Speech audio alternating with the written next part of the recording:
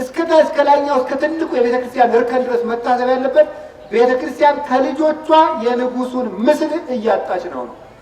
የእግዚአብሔርን አርአያ አምሳል አጥተውታል። ሰው ወደ እንስሳነት ወርዷል። መቼ ታስባላችሁ? ቁጭ ብላችሁ። አሁን እኮ እንዳታስቡ ደግሞ እየተሰራ ነው። እንዳታስቡ በደንብ ተደርጎ በኢንተርኔት በጣም ብዙ መተግበሪያ ተፈልስፎ ለዚያ ደግሞ አይምሮን ከአይን ጋር የሚቆጣጠር የላይቲንግ ሲስተም ተመስርቶ መብራቱ በደንብ ላይን እንዲማርክ ተደርጎ ኢንተርኔት ላይ አፍጥተህ እንድታርና እንዳታስብ እየተሰራ ነው። ድንቁርና ሞት ነው። ታውቃላችሁ? አለማወቅ ሞት ነው። ስንፍና ሞት ነው። ቁጭ ብሎ መዋል ሞት ነው። ቁጭ ብሎ ሊቁ ቅዱስ ዮሐንስ አፈወርቅ ቤተክርስቲያን ሐኪም ቤት ቤተ ፈውስ እንጂ ፍርድ ቤት አይደለችም። ኢትዮጵያ ትልቅ ሀገር ናት። ኢትዮጵያ ትልቅ ሀገር መሆኗ ግን እኛን ትልቅ አያደርገንም። ትልቅ መሆን ስንችል ነው እኛ ሀገሪቱን ትልቅ የምናደርጋት። እሷን ትልቅ ምንድነው? ማንን ነው? ራስ ዳሽንን መሰላችሁ? እንደው ላሊበላ የሚሄዱ እናቶች ጥሩ ነው። ለዚያው ማርልኝ ያን ምንቻ ነው ያን ግትቻ ይዤው እንዳልመጣ የለውም ማንገቻ። እንደው እናቶች ሊቅ ናቸው እኮ። እንደው ባለፈው የዛሬ ዓመት የግብፅ ገዳማትን ለመሳለም ግብፅ ሂጄ አንድ መጽሐፍ ሱቅ ልገዛ ሂጄ አንድ መጽሐፍ ረስቼ መጣሁ። አንድ ገዝቼ ሌላ ረስቼ ሌላ ሱቅ የገዛሁትን እና የሱቁ ባለቤት ፈልጎ እየሮጠ መጣና ምን እንዳለኝ ታውቃላችሁ? መጽሐፍ ረስታል አባ ወይም ሚስተርም አላለም። ዝም ብሎ ምን ሲሰጠኝ ምን ብሎ መሰለኝ የሰጠኝ ብሎ ነው የሰጠኝ። አይገርማችሁም? በጣም እንዴት እንደተጫወተብኝ ማለት ይነደኛል እስካሁን ማለት ነው። ብሎ እንዴት ነው እዚህ አካባቢ ብሎን የለም እንዴ ብሎኝ ነው ሄደ ማለት ነው።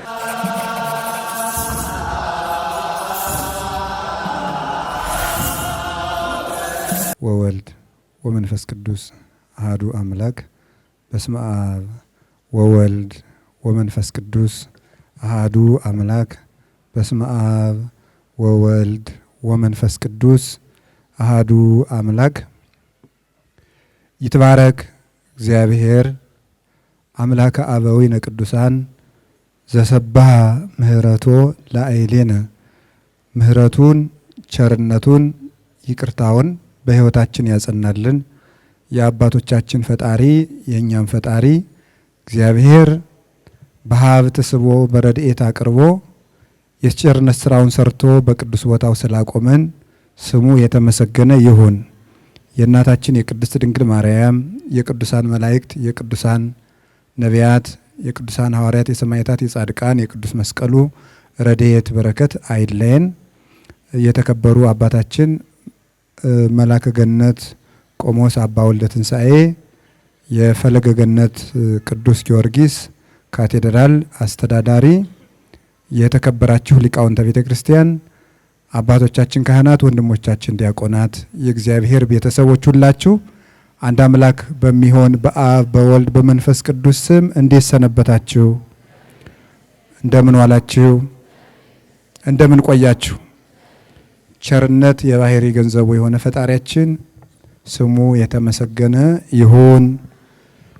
ካሁን በፊት ላስተማሩን ለሊቀ ሊቃውንት ስሙር አላምራው ቃለ ሕይወትን ያሰማልን፣ የተማርነውን በልቡናችን ሰሌዳ ይጻፍልን።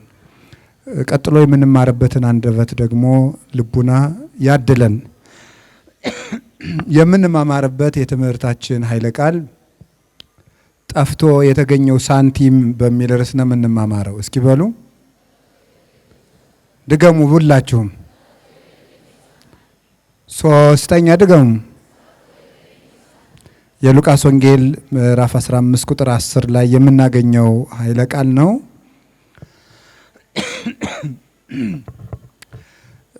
በዚህ ቃል ነው የምንማማረው። ይህንን ርዕስ የመረጥንበት ምክንያት ዛሬ ጥቅምት 22 ቀን የቅዱስ ሉቃስ ዕረፍት ነውና ቅዱስ ሉቃስ ሰማዕታትን ስናከብራቸው፣ ሐዋርያትን ስናከብር፣ ጻድቃንን ቅዱሳንን ሁሉ በዓላቸውን ስናከብር በክርስቶስ ሃይማኖት ጸንተው ካፈሩት ፍሬ ፍሬያቸውን ለመሳተፍ ስለሆነ ሐዋርያው ቅዱስ ሉቃስን መታሰቢያውን የምናከብረው ከጻፈው የወንጌል ፍሬ አንዱን በመመገብ ቢሆን ይሻላል ብዬ ነው። እግዚአብሔር እንደፈቀደ በመካከላችን ተገኝቶ ያስተምረን። ቅዱስ ሉቃስ ያው ሉቃስ አባቶቻችን እንደሚያስተምሩን የግብር ስም ሆኖ ሲተረጎምለት ሉቃስ ማለት ባለመድኃኒት ማለት ነው ይላሉ። የግብር ስም የሚባለው ሰው ስለ ስራው የሚሰጠው ስም ነው። ሰውን ሲተጋ አይተን እገሌ ንብ ነው፣ ፍርሃት የሌለው መሆኑን ተመልክተን እገሌ አንበሳ ነው፣ አጥርቶ የሚያይ አስተዋይ መሆኑን አይተን እገሌ እኮ ንስር ነው እንደምንለው ያለ። ቅዱስ ሉቃስም ሐኪም ስለነበረ በተለይ በዘመኑ በዚያ ዘመን ይሰጥ የነበረውን የግሪክ የሕክምና ትምህርት ያጠና ሰው ስለነበር ግሪካዊ የአንጾኪያ ተወላጅ ነው። ከዛ የተነሳ ሐኪም ነበር። ጌታችን መድኃኒታችን ኢየሱስ ክርስቶስ ለ72 አርድእት እንደት እስኪጠራው ድረስ በሕክምና የሚያገለግል ሰው ነበረ። በኋላ ደግሞ አምኖ ጌታችንን ተከትሎ ከቅዱሳን ሐዋርያት ጋር አንድ ሆኖ በተለይም ከቅዱስ ጳውሎስ ጋር በመፋጠን የነፍስ ፈውስ የነፍስ ድህነት የሚሰጥ መድኃኒት አዋቂ ሆኗል። እና ከዚያ በኋላ ግን በዚያ በሕክምናው አልቀጠለበትም። ለምንድን ነው ያልቀጠለበት? መንፈሳዊ ድህነትን ማሰጠት ስጋዊ ድህነትን ከመስጠት የበለጠ ስለሆነ ሰለስቱ ምዕትም በፍትሕ መንፈሳዊ አንድ ሰው ካህን ከመሆኑ አስቀድሞ በሕክምና ወይም በሌላ በመድኃኒት አዋቂነት የነበረ ቢሆን ዲያቆን ወይም ካህን ከሆነ በኋላ ግን በዚያ ስራ መቀጠል የለበትም። ምክንያቱም አሁን መንፈሳዊ ፈውስ እየሰጠ ነውና ብለው ይናገራሉ። ቅዱስ ሉቃስም ምክንያቱም አንድ ካህን እንደምታውቁት ቅስና በሚቀበልበት ጊዜ ሊቀ ጳጳሱ እፍ ብሎ ንሳ መንፈሰ ቅዱስ ብሎ የቅስና ማዕረግ ሲሰጠው ጌታችን መድኃኒታችን ኢየሱስ ክርስቶስ በዕለተ ትንሣኤ ለቅዱሳን ሐዋርያት የሰጣቸውን 4 ጸጋዎች ይቀበላል። አጋንንተ አውጽኡ፣ ዱያነ ፈውሱ፣ እለ ለምጽ አንጽሁ፣ ሙታነ አንስኡ ብሎ 4 ሀብታትን ለአንድ ካህን ክርስቶስ ሰጥቷል። ብዙ ሀብት የማይቆጠር 7 ሀብት እንደ ኢሳይያስ አቆጣጠር ሲጠቀለሉ ግን መገለጫ ሆነው የሀብታቱ መገለጫ የሆኑ 4 ግብራት እናያለን። እነዚህ አጋንንትን ማውጣት፣ ድዊ መፈወስ፣ ለምጽ ማንጻት ማለት በሐዲስ ኪዳን ሲተረጎም ኃጢአት ማስተስረይ በጌታችን በመድኃኒታችን በኢየሱስ ክርስቶስ ስም አጥምቆ አቁርቦ ንስሐ ቀኖና ሰጥቶ ኃጢአት ማስተስረይ፣ ጋኔን ማውጣት፣ ድዊ መፈወስ የሥጋ ደዌውን በመስቀል በጸበል በጸሎት በቅዳሴ በቤተ ክርስቲያን ሱታፌ ሁሉ። ከዚያ ውጭ ግን ለካህን የተሰጠው ሙት ማንሳት የሚባለው ሙታነ ሕሊና የሚባሉ አሉ። ሕሊናቸው የሞቱ እዚህ ውስጥ ይኖሩ አይመስለኝም። እነዚህ አሉ። ሰምታችሁ ታውቃላችሁ? ቅዳሴ ላይ እለትነብሩ ተንስኡ ሲባል የተቀመጣችሁ ተነሱ ሲባል ነው የሚያውቀው መሰለ የከተማ ሰው ነው። ይሄን ታውቁታላችሁ? ሰምታችሁ ታውቃላችሁ? እና የተቀመጣችሁ ተነሱ የሚባለው ምንድን ነው? ቅዳሴ ላይ መቀመጥ አለ እንዴ? ይፈቀዳል? ቅዳሴ ላይ መቀመጥ የሚፈቀደው ለ3 ሰዎች ነው። አንደኛው ለሕፃናት ነው። ሁለተኛው ደግሞ ከባድ ደዌ ላለባቸው ነው። ሶስተኛ እድሜያቸው መጨረሻው አካባቢ ለሆኑ አረጋውያን ነው። ከዚህ ውጪ ቅዳሴ ላይ መቀመጥ ፈጽሞ አይቻልም። እስኪያልቅ ድረስ ነው። እንዲያውም የህንድ ኦርቶዶክስ ተዋሕዶ ምእመናን ቄሱ ተቀመጡ ሲላቸው የሚቀመጡት አንደኛ ወንጌል ለመስማት ብቻ፣ ሁለተኛ የሚቀመጡት ቄሱ አሰናብቶ ሰረሆተ ሕዝብ የመሰናበቻ ጸሎቱን ካደረገ በኋላ ብቻ ተቀመጡ ሲላቸው ይቀመጣሉ። ምክንያቱም ቤተ ክርስቲያን ቀራንዮ ስለሆነች። ታስታውሳላችሁ? ቀራንዮ ላይ ደግሞ በዕለተ ዓርብ እረፍት አልነበረም። መከራ ብቻ ነው የነበረው፣ ስቃይ ብቻ ነው የነበረው፣ ግርፋት ብቻ ነው የነበረው። ቤተ ክርስቲያን ፊትም እንደዛ ነው። አንድ ካህን ቅዳሴ እየቀደሰ ቢያርፍ እረፍት ቢያደርግ ጌታችን ኢየሱስ ክርስቶስ በዚህ ዓለም በእረፍት ኑሯል እንዳለን የሚቆጠርበት። ክርስቶስ ደግሞ በዚህ ዓለም እረፍት አልነበረውም።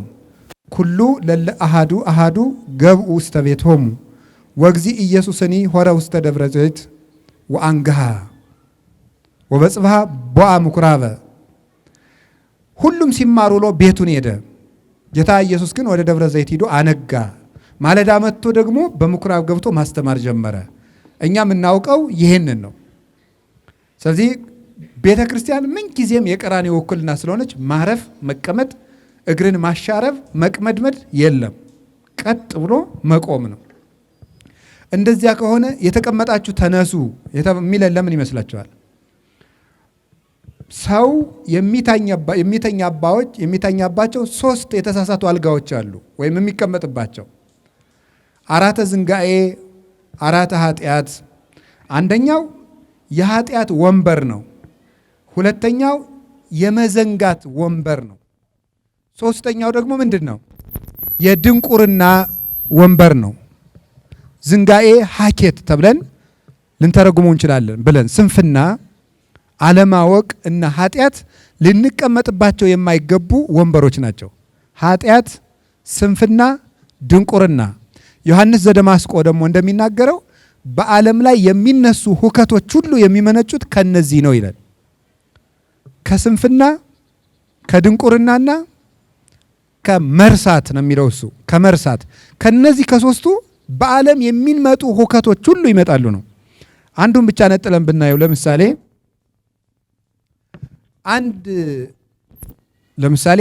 አንድ የተሾመ ዳኛ ህዝብን ሊበድል ይችላል።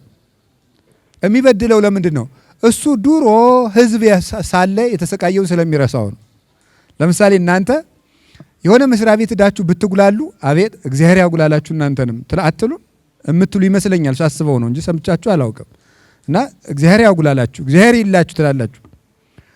ከዚያ በኋላ ግን ያንን ወንበር ብንሰጣችሁ እግዚአብሔር አያያችሁም እናንተን። በጣም አስቸጋሪው እሱ ነው ማለት። መርሳት ማለት እሱ ነው። ድሮ አስተያየት በሰጠበት ወንበር ላይ እሱን ስናስቀምጠው የባሰ ሆኖ ይገኛል።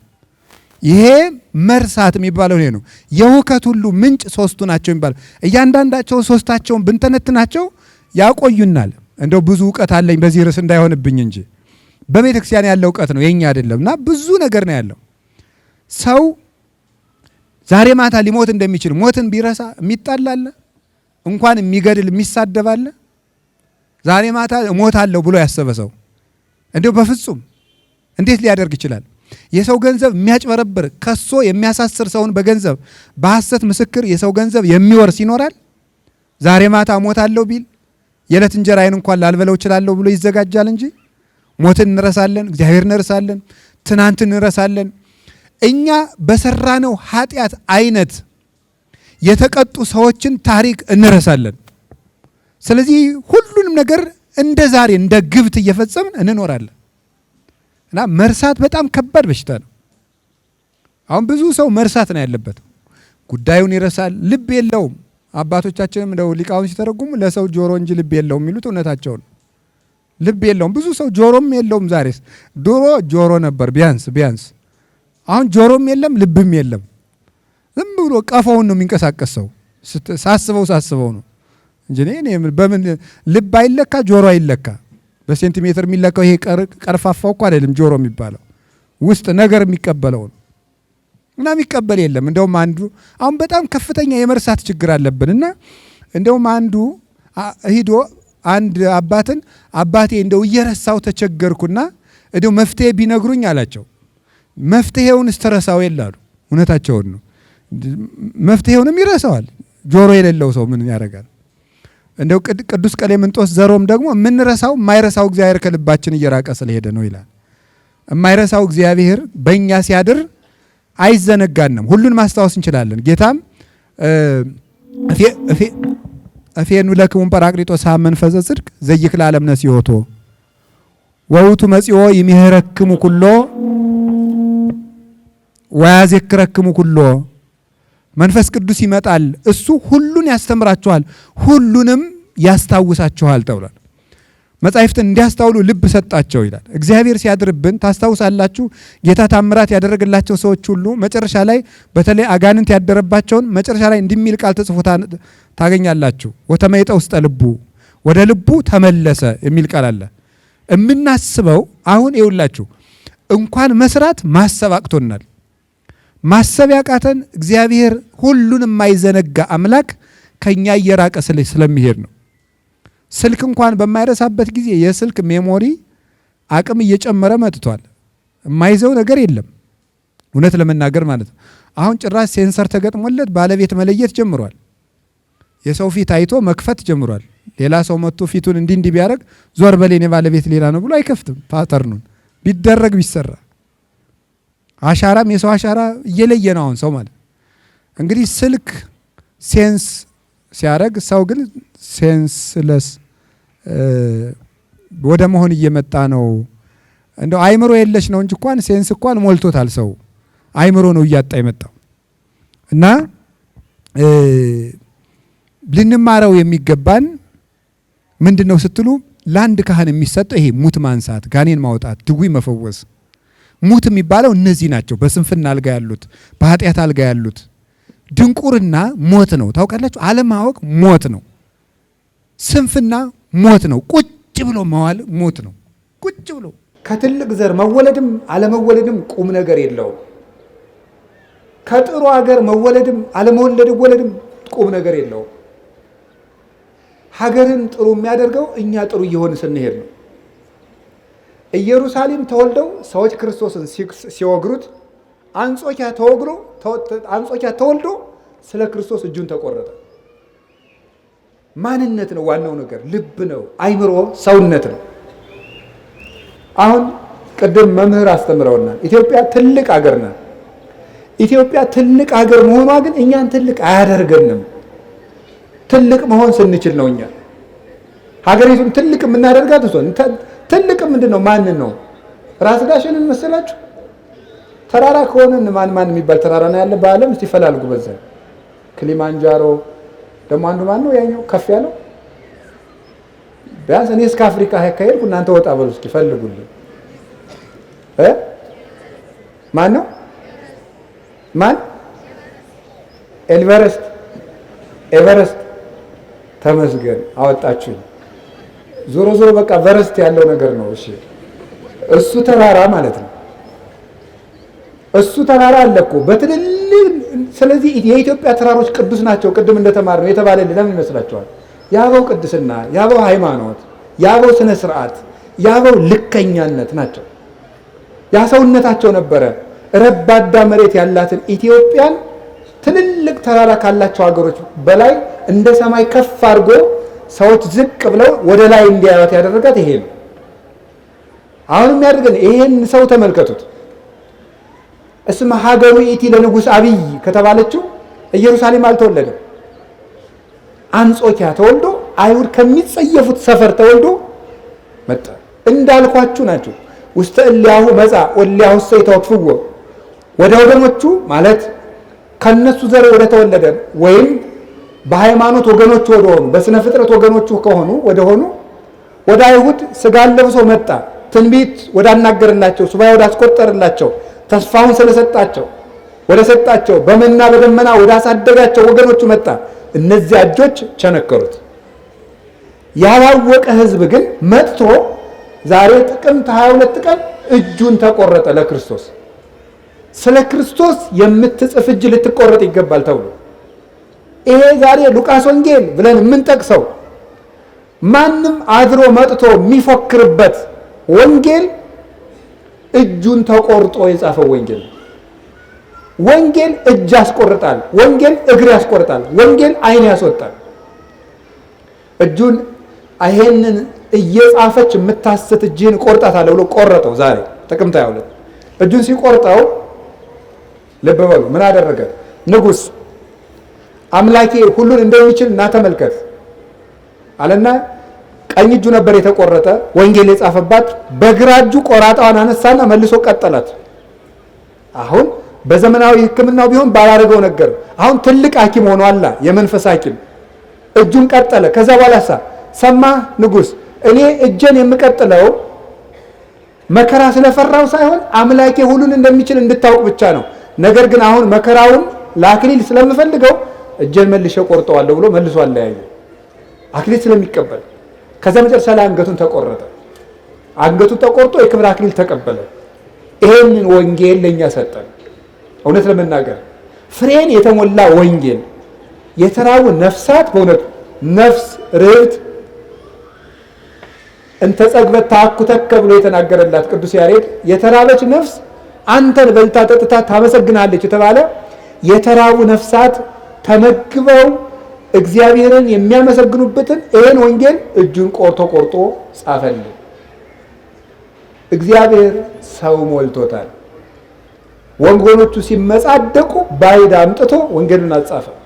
መደበኞቹን ንቋቸው እግዚአብሔር ማለት ነው። እግዚአብሔር ቤተኛ ሆነን ካላወቅንበት ይንቀናል። በከመ እሙንቱ አቅንዑኒ በዘይኮነ አምላክ አነሂ አቀንዖሙ በዘይኮነ ሕዝብ። እነሱ አምላክነት የማይገባውን እየተከተሉ ጣዖትን እየተከተሉ እኔን እንዳስቀኑኝ እኔም ደግሞ ወገን ያልሆነውን ወገን በማድረግ የቄሱ ኩራት እኔ ማለት ነው። ይቅር እኔስ ቄስ አይደለሁ ተመስገን። ቢያንስ ራሴን መስደብ ማንም አይከለክለኝም።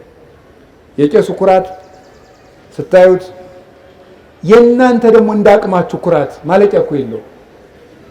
የእናንተ ራሱ እኮ እናንተ እኮ ብትቀድሱ ወር ቀድሳችሁ ብትወጡ አታኖሩንም እኮ እንዴ። እኛ እንኳን እየቀደስን አልኮራንም። እንዲሁ ታምር እኮ ነው እናንተ ኩራታችሁ። በቃ በማህበር ጽጌ መጠጣ ሰንበት የመሰብሰብ ከጀመራችሁ በቃ ተለቅ ያለ ንስሐ አባት ካላችሁ አይጣል አይደርስም። ይሄ ነው ማለት እኛ እሺ እናንተ ይሄን ደብር አሰርተን እኛ እሺ እናንተ አጥሩን ያሳጠር ነው እኛ ነን። እኛ እሺ እናንተ እንዲህ ያደረግን እኛ ነን። እንደው በቃ እንኳን እንደው ቢያንስ እንደው ተመስገን የምለው እግዚአብሔር ራሱ ያለ እኛ ስላለን እንኳን አላላችሁ እንጂ በእናንተ ምንኖር እኮ ነው የሚመስላችሁ ራሱ ማለት ነው። እንደው አትኩሩ። እውነቴን ነው። ይሄንን አሸንክታባችሁን አውልቃችሁ ጣሉ። የእውነቴን ነው። እግዚአብሔር ሰው አይቸግረውም። አንተ የባላባት ልጅ የመርጌታ እንትና ልጅ ብትሆን የቄስ ገሌ ልጅ ብትሆን የቀኛማች ዘር ምናምን ብትሆን ምንም በቃ ይሄን ቤተክርስቲያኑን ጉልላቱን የደፋው ሰውዬ ልጅ ብትሆን ይቅርታ ካሉ እንዳይቀየሙ። ምን የእውነቴን ነው እኮ የምነግራችሁ ማለት ነው። የፈለጋችሁን ሁኑ። እግዚአብሔር ሰው ቸግሮት አያውቅም። ከሜዳ ነው ሉቃስን ያመጣው። ውስጥ ያለውን አውጥቶ መጣል፣ ደጅ የወደቀውን ሰብስቦ ማግባት እግዚአብሔር ያውቅበታል። በጊዜ ለወሮ ወበጊዜ ላስተጋብኦ ለመበተንም ጊዜ አለ፣ ለመሰብሰብም ጊዜ አለ። እንቅፋት የሆነባችሁን ድንጋይ የሆነ ጊዜ ዳርዳር አውጥታችሁ ትጥሉታላችሁ። ቤት መስራት ስትፈልጉ ትለቅሙታላችሁ።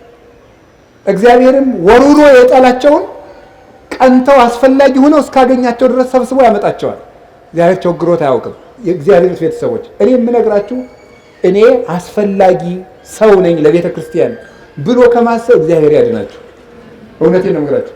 ይሄንን ነው እግዚአብሔር የሚያሳየን። ዛሬ ከቅዱስ ሉቃስ የምንማረው ይሄንን ነው።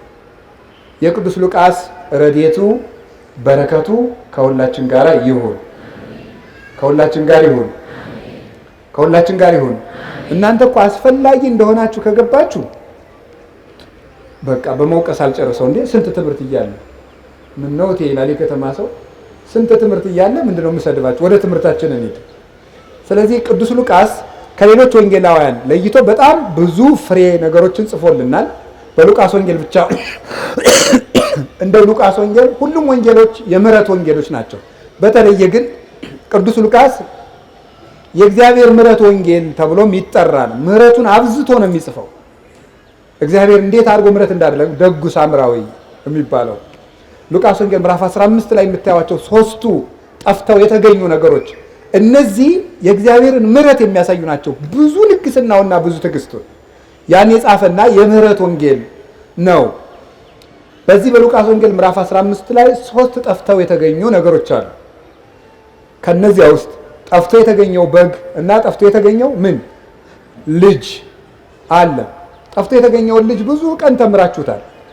ይሄኛውንም ተምራችሁታል። ዛሬ የምንማረው ጠፍቶ የተገኘው ምንድን ነው? አቤት እሺ፣ አንዲት ሴት ነበረች ይላል እና 10 ድህርም ነበራት፣ ወይም ደግሞ መክሊት ወይም ሳንቲም ወይም ጌጥ ድሪ ሳንቲም ብለው ነው ሊቃውንት የተረጎሙት። ያው እንግዲህ ከብር ድሪ ይሰራ የለ በሱ ይሆናል። ሳንቲሙን አቅልጠው ስለሚሰሩት ሊሆን ይችላል። ጌጥ የሆነው ሳንቲም የተባለው 10 ጌጣጌጦች ነበሯ። በገጠር ድሪ የሚባል ነበረ። ዛሬ እንግዲህ ምን እንደሚባል አላውቅም። እሱ 10 ነበራት እና አንደኛው ጠፋት። ብትል ጠፋት። እቺ ሴት 10 መክሊት 10 ጌጥ ቢኖራት ከ10ሩ አንዱ ቢጠፋት ምን ታደርጋለች ነው ያለ ጌታ ብሎ የጠየቀው። አንዲት ሴት 10 ጌጦች ቢኖሯት አንዱ ቢጠፋት ምን ታደርጋለች? አኮኑ ተሐቱ ማይቶተ ወታበር ወትፈነቅል ኩሎ ዘውስተ ቤታ ወተሐስስ እንተ ተገድፈታ። ያቺ ሴት መብራት አብርታ የቤቱን ዕቃ ሁሉ ግልብጥ አድርጋ ሁሉን ምስቅልቅሉን አውጥታ የጠፋችውን 1 ሳንቲም የምትፈልግ አይደለችም ወይ አላቸው። ባገኘቻትስ ጊዜ አንዲቱን ሳንቲም ባገኘቻት ጊዜ ቤቷ ውስጥ ካለው ከ9 ድርም ወይም ከ9 ሳንቲም ይልቅ በአንዲቱ ትደሰታለች። ወትፄው ጎራ ወአይርክታ ምን ትላቸዋለች? ጎረቤቶቿን ወዳጆቿን ሁሉ ትጠራና ተፈሳሐ ምስሌ ከኔ ጋር ደስ ይበላችሁ፣ የጠፋችው ሳንቲም ተገኝታለችና ደስ ይበላችሁ ብላ ቀድሞ ከነበራት 9 ሳንቲም ይልቅ በአንዱ ከጎረቤቶቿ ጋር የምትደሰት አይደለም ወይ አላቸው። ከማውኬ ይከውን ባህዱ ሀጥ ዘይኔስ ፍስሐ በውስተ ሰማያት። እንደዚህ ሁሉ ንስሐ በሚገባ በአንድ ኃጢአተኛ በሰማይ ደስታ ይደረጋል ብዬ እንዲደረግ በእውነት እነግራችኋለሁ አለ። ንባቡ ይሄ ነው። ስለ ቃሉ እግዚአብሔር ስሙ የተመሰገነ ይሁን። እሺ ምን ሰው ናት እቺ የምትፈልገው? ምንድን ናት? ወንድ ሴት? ተናገሩ። ምን ስንት ጌጥ ነበራት? ስንት ጠፋት? ምን አደረገች? ፈለገች አይደል? ፈለገች አይደለም። አንድ የረሳችሁት ነገር ምንድን ነው ያደረገችው? መብራት አበራች በሉ እንጂ ሁሉን ፈነቀለች በሉ። ከዛ ምን አደረገች? ፈለገች። አንዱን ስታገኝ ምን አገኘች? ምን አደረገች? ጎረቤቶቿን ጠራችና ደስ አላት። ከስንቱ ይልቅ? ከ9 ይልቅ በተገኘው በስንቱ ደስ አላት? በአንዱ ደስ አላት። እግዚአብሔር የተመሰገነ ይሁን። ትርጉሙን ነግሬያችሁ ወደ ቤታችሁ አላስመሻችሁም። 3ቱን ላስተምራችሁ ነበር። አንዷን ብቻ የመረጥኳት ለዚያ ነው። የጠፋው በግ፣ የጠፋው ሳንቲም እና የጠፋው ሰውዬ ብዬ ላስተምር ብዬ ስለካ መሽቷል። ስለመሸ ሳንቲሟን ብቻ ሰውን ብር ስለሚወድ ወደ ብሩ ጠጋ እንበል ብዬ ብሩን መረጥኩት። ተወዱ የለ ተወዳላችሁ ብዬ አስባለሁ። ጥናት የሚያስፈልገው ነገር ነው። እንዲህ በግምት መናገር ሎጂካል አይደለም። ግን ዞሮ ዞሮ ሳንቲም ተወዳላችሁ ተብሎ ይታሰባል። እሺ የጠፋው የተገኘው ሳንቲም። ይቺ ሴት ማን ትመስላችኋለች? ቅድስት ቤተክርስቲያን ናት። 10 ሳንቲሞች ወይም 10 ጌጦች ያሏት ሴት ቅድስት ቤተክርስቲያን ናት። 10ሩ ጌጦቿ የተባሉ ደግሞ ምን ይመስሏቸዋል? 10ሩ ጌጦቿ የተባሉ ፍጹም የሆነ የምእመናን ህብረት ነው ወይም የምእመናን ክብር ነው። በእስራኤል ባህል 7 ቁጥር፣ 10 ቁጥር፣ 30 ቁጥር፣ 60 ቁጥር፣ 100 ቁጥር ምንድን ናቸው? ፍጹም ናቸው። በእኛ ሀገር ለምሳሌ 10 ቁጥር ፍጹም ነው አይደል? ፍጹም ነው ማለት ነው። ፍጹም ነው። እንዴት ነው ፍጹም? እንከን የሌለው ወይም ደግሞ ሙሉ ነው በሉት። ለቁጥር ሙሉ ይሻላል። ሙሉ ነው። እንደ ሙሉ ቁጥር ይቆጠራል። ፍጹም። ለምሳሌ የሆነ ሰው ወንድሜ አቤት 500 ብር ታበድረኛለህ? ዝም። ወንድሜ 500 ብር ታበድረኛለህ? ዝም።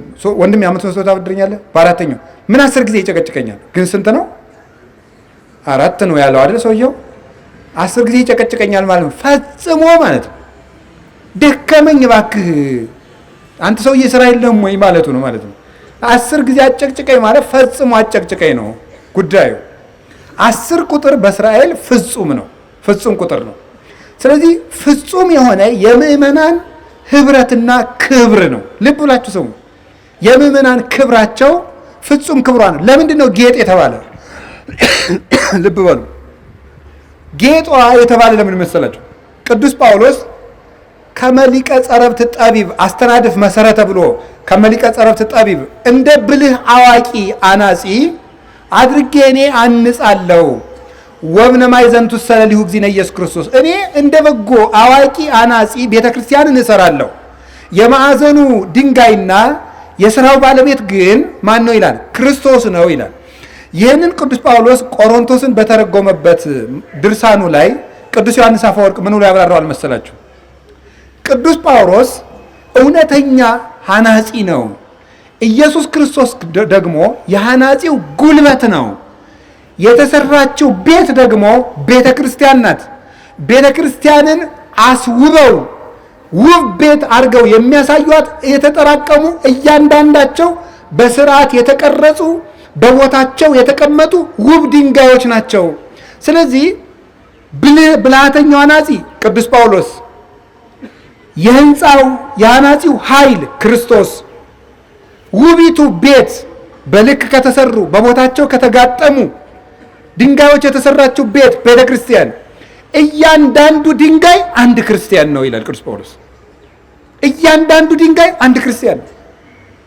እግዚአብሔር ለቤተ ክርስቲያን መስሪያ ዓለም ከተፈጠሩ ጀምሮ ይሄን አሁን የቅዱስ ጊዮርጊስን ቤተ ክርስቲያን ለመስራት ይሄን የሚያህል ድንጋይ አይፈጥርም ነበር? ለምን ይመስላችኋል? ድንጋይ አጠራቅመን እንድንገጣጠም ያደረገን ቤተ ክርስቲያኑ ይሄ አንድ ድንጋይ አይደለም፣ የተገጣጠሙ ድንጋዮች ናቸው። ይሄንን ቤተ ክርስቲያን ውብ አድርገው ከርቅ እንዲታይ ፎቶ እንድናነሳው እንድንቀርጸው ያደረገን የተጠራቀሙ በቦታቸው በልክ የተቀመጡ ድንጋዮች ናቸው። ክርስቲያኖች ልካቸውን ይዘው ተቀርጸው አባጣ ጎርባጣው ለቆላቸው ብልህ አናጺ ቀርጿቸው መጥተው በቤተክርስቲያን በቦታቸው ግጥም ሲሉ ቤተክርስቲያንን ጌጥ ይሆኗታል። እናንተ ቤተክርስቲያን ጌጦች ናቸው። የምሬን ነው የምነግራችሁ። ግን ይህ ወልጋዳው ድንጋይ ያልተጠረበው ድንጋይ ህንፃውን በበነጋውን የሚንደው መጥቶ ያለ ቦታው የሚቀመጥ ድንጋይ አለ። ወይም ጅላጅል አናጺ ያስገባው አንድ ሞኝ እጁን አውጥቶ የሰበካው ጉባኤ አባል ያደርጋቸዋል። የዚህን አላልኩም፣ ብቻ እንዳጠቃላይ ነው እያወራሁ ያለሁት። ስነ ስርዓት ያዙ። አንድ ሞኝ ይመርጣችኋል። ይሄ ጅል አናጺ ያለ አይደለ? አናጺ እኮ የትኛዋ ድንጋይ እንደው አምጥቶ በልኳ ዝም ብሎ መጥቶ ግጥም ሲያደርጋት ልብን እሰይ ያሰኛል፣ ሲያዩት ራሱ ማለት ነው። እንደዚያ ያለ በልኩ ሰውን የሚመርጥ እገሌ እዚህ ቦታ ይቀመጥ ብሎ ልከኛውን ሰው ከልኩ የሚያስቀምጠው ደግሞም ትንሿ ድንጋይ ትልቁ ድንጋይ መቀመጥ ያለበት ቦታ ላይ ስትቀመጥ ህንፃው ይፈርሳል፣ መሸከም አትችልም። ምዕመናን በካህናት ቦታ ገብተው ሲበጠብጡ ቤተክርስቲያን ያፈርሷታል። ትልቁ ድንጋይም በትንሿ ቦታ ከተቀመጠ ይፈርሳል። ካህናትም ወደ ምዕመንነት ከወረዱ ይፈርሳሉ። ከፍ ማለት ይገባል። ስለዚህ በልክ ጎበዝ የእግዚአብሔር ቤተሰቦች። አንድ መነኩሴ አንድ ሰው ሂዶ እንዲህ ብሎ ሰደው፣ አንተ አህያ አለው። አህያን ያህል ክብር ሰጠኸኝ ወንድሜ። አህያ እኮ ጌታዋን ተሸክማ የዞረች ናት። እኔ ከጌታ ርቄ የምኖር ኃጢአተኛ እኮ ነኝ አለ። ድንጋይ አለው። የድንጋይን ያህል ድንጋይ እኮ የክርስቶስ መቅደሱ ነው፣ የሚታነጽበት ነው። እኔ መቼ ያን ያህል ክብር አግኝቼ ብሏል። ስድብ አጥቶ ጥሎት ሄደ። እንደው የትዕግስት ማስተማሪያ ነው። ጉዳዩ ግን ሊባል የተፈለገው ምንድነው? አሁን ማምጣት የፈለግኩት የእግዚአብሔር ቤተሰቦች፣ እኔ ከቤተ ክርስቲያን አንዱ ድንጋይ ነኝ ብላችሁ አስባችኋል? እስኪ አንዱ ድንጋይ ነኝ በሉ፣ ንገሩኝ እንጂ። አንዱ ድንጋይ ነኝ። ቤተ ክርስቲያን ሲባል እኛ ሰብስበን በብዙ ብር የምናንጸው 3000 ካሬ ላይ 2000 ካሬ ላይ 4000 ካሬ ላይ ያረፈው አይደለም። እሱ ላይ አይደለም ጉዳዩ። ቤተ ክርስቲያን እነዚህ ድንጋዮች የሚያሳዩት ሁላችንም መጥተን ቤተ ክርስቲያን ውስጥ መጋጠም አለብን። ድንጋይ ብቻውን ቆሞ ቤተ ክርስቲያን አይሆንም። አንድ ክርስቲያን በቤቱ ጻድቅ ሊሆን ይችላል፣ ንጹህ ሊሆን ይችላል፣ ለጋስ ሊሆን ይችላል፣ ጥሩ ሰው ሊሆን ይችላል። ቤተ ክርስቲያን ውስጥ መጥተን ካልተጋጠምን ግን ቤተ ክርስቲያን መሆን አንችልም፣ መቆምም አንችልም፣ ቤት መሆን አንችልም፣ ክርስቶስም አያድርብንም። አንድን ድንጋይ ቤት አድርጎ የሚኖር ሰው አለ እንዴ? የለም። እግዚአብሔር የሚያድርብን ተሰብስበን ስንጋጠም ነው። በየፈተታችን የየራሳችን ሰባኪ እያበጀን፣ የየራሳችን መነኩሴ እያበጀን፣ የየራሳችን የምንከተለው ቲፎዞ ምን ሆነው ጳጳስ እያበጀን፣ የየራሳችን ጉዳይ እየሮጥን ቤተ ክርስቲያን አትሆንም። ተሰብስበን መጋጠም አለብን። ስንጋጠም ቦታችን ጠብቀን ተጠርበን ተቀርጸን።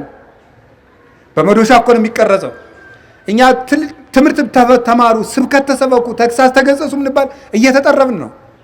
ንስሐ አባት አናጺ ነው፣ መምህር አናጺ ነው። እኛ ደግሞ ድንጋዮች ነን። በቦታው የሚያስቀምጠን ደግሞ ክርስቶስም። እግዚአብሔር ሁላችንንም ሰብስቦ ቤቱ ያርገን። ስለዚህ ከአስሩ ጌጦቿ ስንት ጠፋት? አቤት አንድ ጠፋት። ሳንቲሙ ላይ ምንድን ነው ያለው? ሁለት ትርጉም ነው ያለው። አንደኛው በጊዜው እንግዲህ ጌታ የሚያስተምረው በዘመኑ ነው። በዘመኑ ሳንቲም ሲቀረጽ የንጉሱ ምስል የት ላይ ይቀረጻል? ሳንቲሙ ላይ ይቀረጻል። የንጉሱ ምስል ሳንቲሙ ላይ ይቀረጻል። ስለዚህ ሳንቲም ሲጠፋ የማን ምስል ነው አብሮ የሚጠፋው?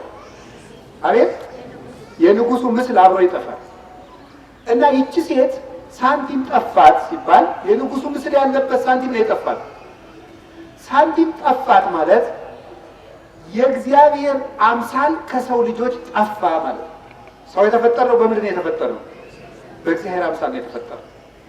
የንጉሱ አምሳል እኛ ውስጥ ጠፋ። ቤተ ክርስቲያን ውስጥ ዛሬ ከልጆቿ ያጣችው ምንድን ነው? የንጉሱን ምስል። እስኪ የንጉሱን ምስል በሉ። አምሳለ እግዚአብሔር። እግዚአብሔር በተፈጥሮ አንጥረኛው ሲቀርጽ የንጉሱን ፎቶ እዚያ ላይ እንደሚቀርጸው ገባሬ ኩሉ ዓለም እግዚአብሔር፣ ፈጣሪ ዓለማት እግዚአብሔር በእኛ ላይ የራሱን አምሳል ቀርጾብናል።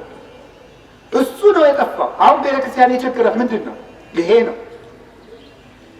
ማህበር እዚህ ውስጥ ጽዋ ማህበር ካላችሁ ማሰብ ያለባችሁ ይሄን ነው። አንድ ቤተ ክርስቲያን፣ አንድ አጥቢያ፣ አንድ ሰበካ ጉባኤ ማቀድ ያለበት ይሄን ነው። እስከ ላይኛው እስከ ትልቁ የቤተ ክርስቲያን እርከን ድረስ መታሰብ ያለበት ቤተ ክርስቲያን ከልጆቿ የንጉሱን ምስል እያጣች ነው። የእግዚአብሔርን አርአያ አምሳል አጥተውታል። ሰው ወደ እንስሳነት ወርዷል። ደግሞ ጊዜ አላውቅም ምን እንደሚያደርጉ። አህያም ቢሆን ባታመነዥክም ሌት ሙሉ አትበላ።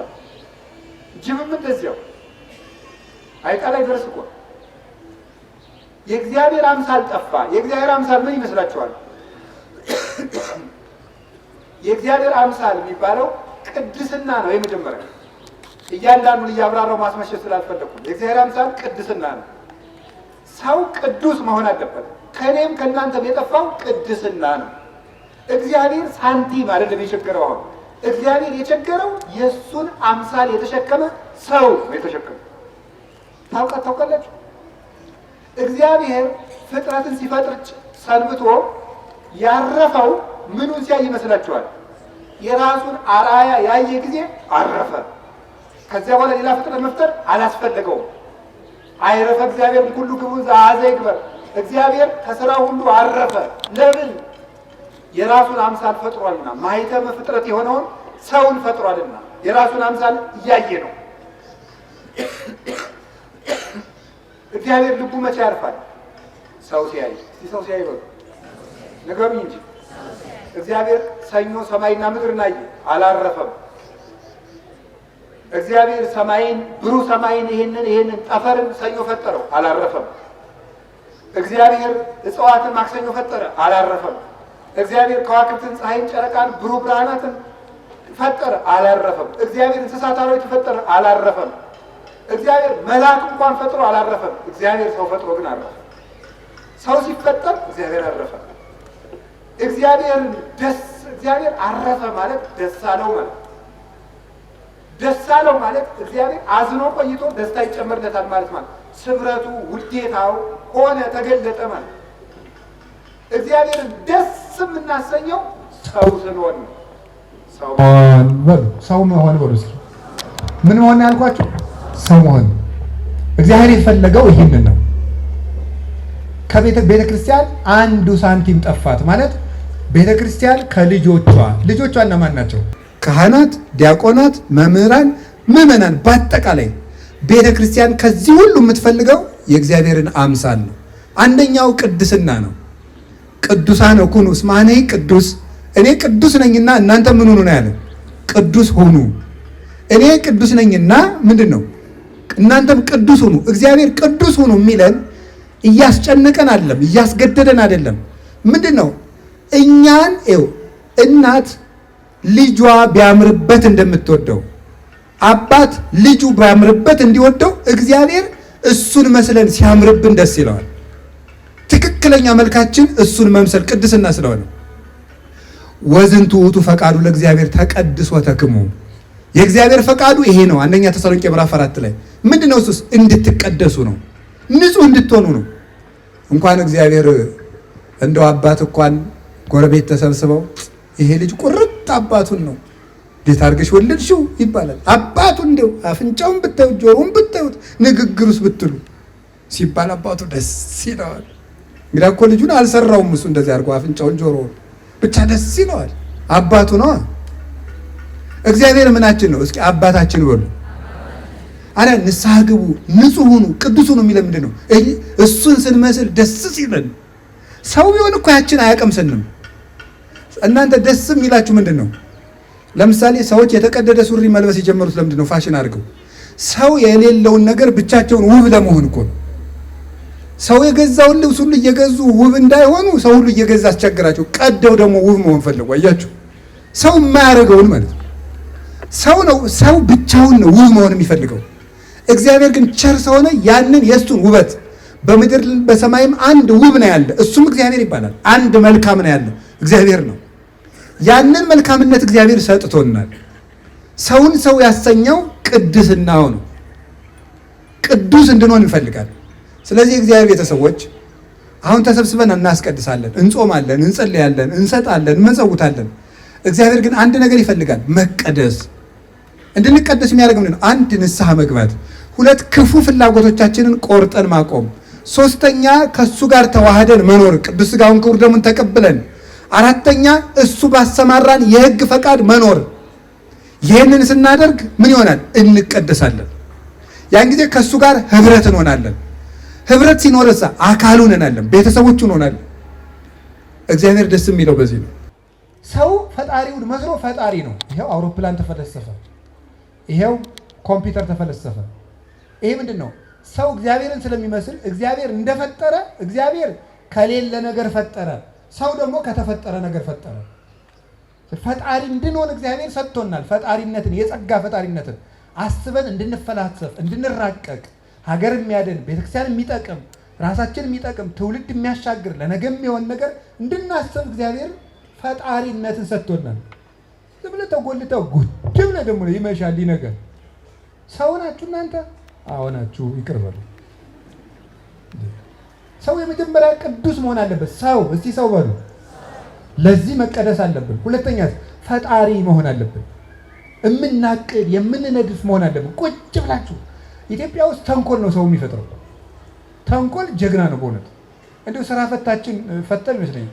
ፈረንጆች ቢያንስ የክፍለ ዘመን ቂም ነው የሚኖራቸው እንጂ የሰሞን የሚኖራቸው አይመስለኝም። የክፍለ ዘመን በደንብ አሁን እኛን ለምሳሌ በአፄ ሚኒሊክ ጊዜ አቂመውብን ባድዋ ጦርነት አይደል? ከዛ በጃንሆይ ጊዜ ተመልሶ የመጡ አቂመው ነው። አቂመው ተመልሶ ይመጣሉ እነሱ 100 ዓመትም 50 ዓመትም ያቂማሉ። እንደው የሳምንት ቂም ግን የላቸው። ኢትስ ኦኬ ምናምን ብለው ቴክ ኢት ኢዚ ብለው ነው የሚያልፉ። ኢትዮጵያውያን ግን ስራ ፈት ስለሆን እንትና ከእንትና ጋር እንዴት ሊገናኝ ቻለ ሲል ነው የሚውለው ዝም ብሎ ማለት ነው። ነገር እንደው ምን አለ እንደው ነገር ከምሰነጥቁ ግራንጣ ምሰነጥቁ ሰፌድ ይሆን ነበር እኮ እውነቴን ነው የምነግራችሁ ማለት ነው። እንደው ቁጭ ብሎ ዝም ብሎ ይሄ ኧረ እንደው ባካችሁ ስለ እግዚአብሔር አስቡ። መቼ ታስባላችሁ? ቁጭ ብላችሁ። አሁን እኮ እንዳታስቡ ደግሞ እየተሰራ ነው። እንዳታስቡ በደንብ ተደርጎ በኢንተርኔት በጣም ብዙ መተግበሪያ ተፈልስፎ ለዚያ ደግሞ አይምሮን ከአይን ጋር የሚቆጣጠር የላይቲንግ ሲስተም ተመስርቶ መብራቱ በደንብ ለአይንህ እንዲማርክ ተደርጎ ኢንተርኔት ላይ አፍጥተህ እንድታርና እንዳታስብ እየተሰራ ነው። ስለዚህ ቤተክርስቲያን ምን አጣች? ሰው የሚያስብ ሰው አጣች። ቁጭ ብሎ እናቴ የሚደረግበትን አያውቅ። እንደው ላሊበላ የሚሄዱ እናቶች ጥሩ ነው። ለዚያው ማርልኝ ያን ምንቻ ነው ያን ግትቻ ይዤው እንዳልመጣ የለውም ማንገቻ። እንደው እናቶች ሊቅ ናቸው እኮ እንደው ግትቻ ደግሞ ማንገቻ የሌለው በምን ታነሱታላችሁ? የሚንከባለል ማለት ነው። ዝም ብሎ ድውልውል ነገር አስቸጋሪ እኮ ነው። እውነቴን ነው። ኧረ በሞቴ አንቡ እስቲ አስቡ። እስቲ አስቡ። እውነቴን ነው።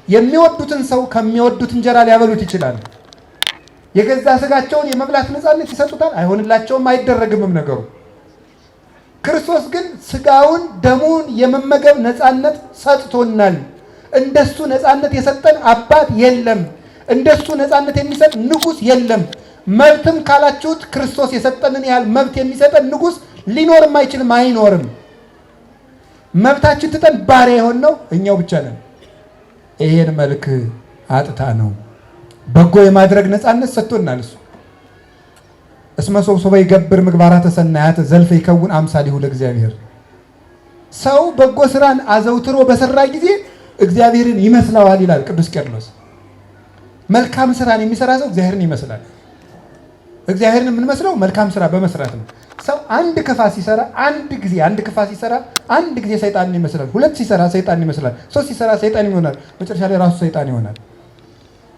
ሰው አንዲት መልካም ስራ ሲሰራ እግዚአብሔርን እየመሰለው ሲያዘወትረውሳ አምሳለ እግዚአብሔር ይሆናል። ቤተ ክርስቲያን ከላይ እስከታች ባለነው ልጆቿ የንጉሷን መልክ እንድታገኝብን እግዚአብሔር ይፈልገን። ትቢያ የወረሰው መልካችን ይሄ ነው።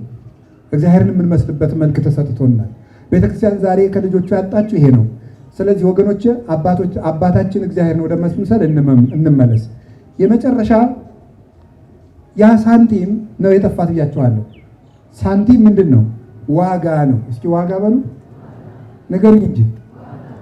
አዎ አንዲት ያቺ ሴት አንድ ሳንቲም አጣች ማለት አንድ ሳንቲም የተባሉ ምዕመናን ናቸው፣ ወይም ክርስቲያኖች። ምዕመናን ሲባል እናንተን ብቻ እንዳይመስላችሁ፣ እነዚህ ቄሶች ራሳቸውን አይሰብኩም እንዳትሉ።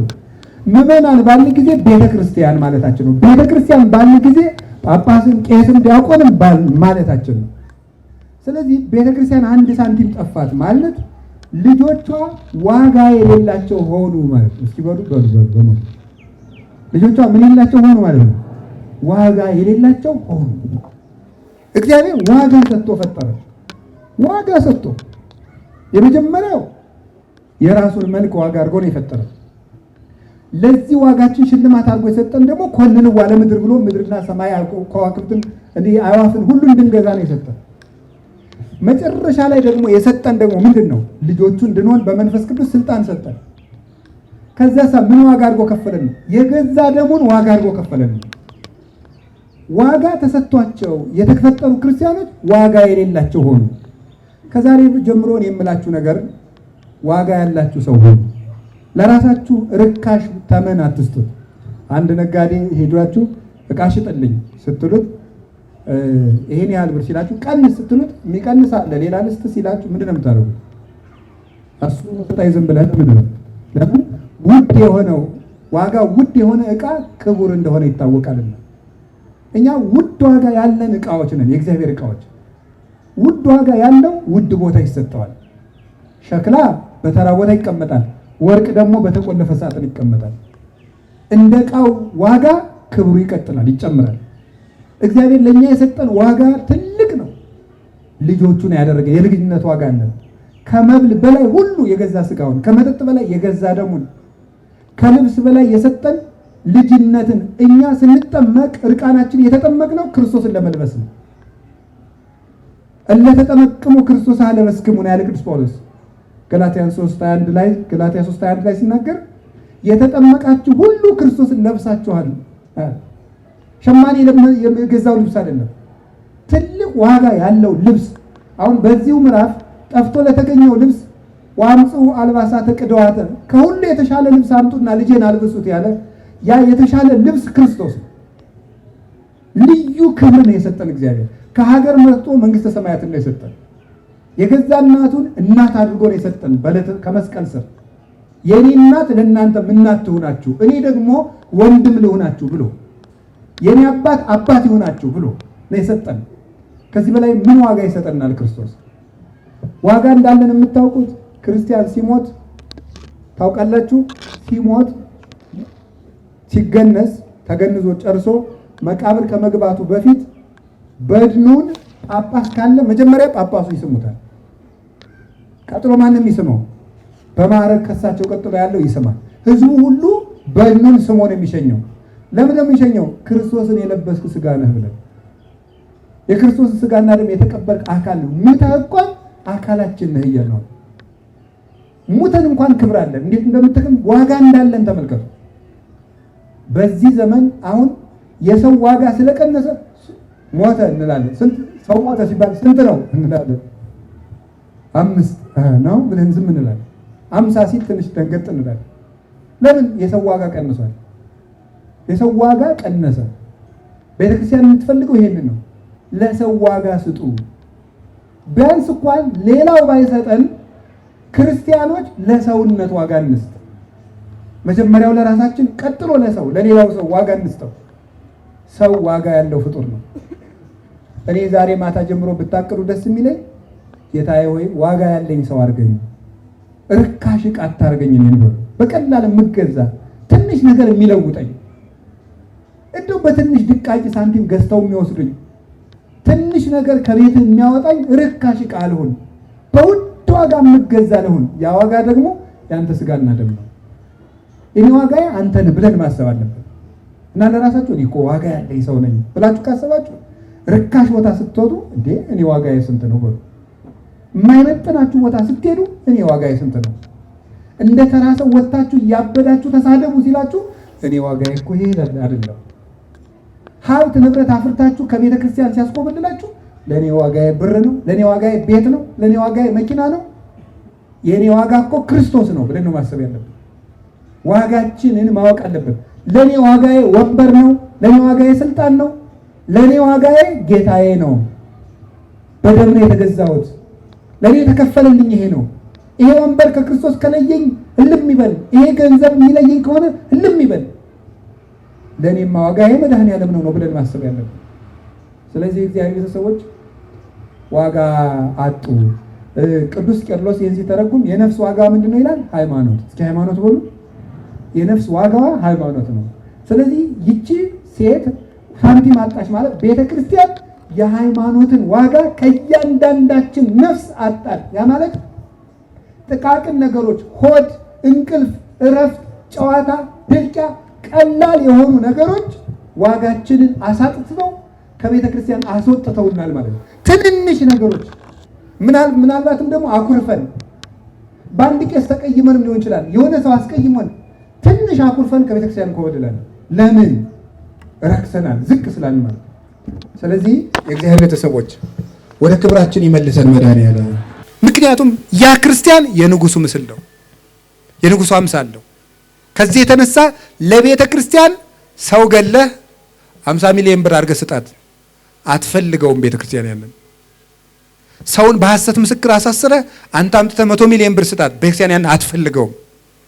ቤተ ክርስቲያን የምትፈልገው እሱን ሜዳ ጥለህ ያንን ብሩን ለዚያ ድሃ ከፍለህለት ያንን ድሃ ይዘህላትና ቤተ ክርስቲያን የምትፈልገው እሱን ነው። እናሳ ሁሉ ነገር ተደምሮ ለቤተ ክርስቲያን አንድ ሰው ያህል ክብር የለውም። ምን ታደርጋለች? መብራት ታበራለች ነው። ያ መብራት ምንድን ነው? መብራት የሚዘጋጀው ከዘይት ነው። ፍቅርን ይዛ የሚበራው መብራትስ ክህነት ነው። በንስሐ ትፈልጋለች ልጆቿን። ዘይቱ ፍቅር ነው። ምክንያቱም ምንድነው ፍቅር የተባለው? ቤተ ክርስቲያን ማንም ሰው ሲመጣ አይፈረድበትም። የሚገርመው ይሄ ነው። ሊቁ ቅዱስ ዮሐንስ አፈወርቅ ቤተ ክርስቲያን ሐኪም ቤት፣ ቤተ ፈውስ እንጂ ፍርድ ቤት አይደለችም። አንተ ሰው ኃጢአተኛ ሰው ነህ እንዴ ይላል። እንግዲያው ቤተ ክርስቲያን ናና ታክመሃለች፣ ትድናለህ። አንተ ሰው ጻድቅ ነህ እንዴ? እንግዲያስ ጽድቅህን የምትጠብቅልህ ቤተ ክርስቲያን ናት፣ ቤተ ክርስቲያን ና ይላል። ጻድቅ ከሆንክ ከጽድቅህ እንዳትወድቅ ቤተ ክርስቲያን ውስጥ ተተክለህ ኑር። ታመህ ከሆነ የኃጢአት በሽታ ይዞ ከሆነ ናና እዚህ ታከም። የሚጠበቅብህ ህመምህን መናገር ብቻ ነው። ማንም አይፈርድብህም። እንዲያውም ሊቃውንቱ ሲናገሩት ምንድን ነው የሚለው?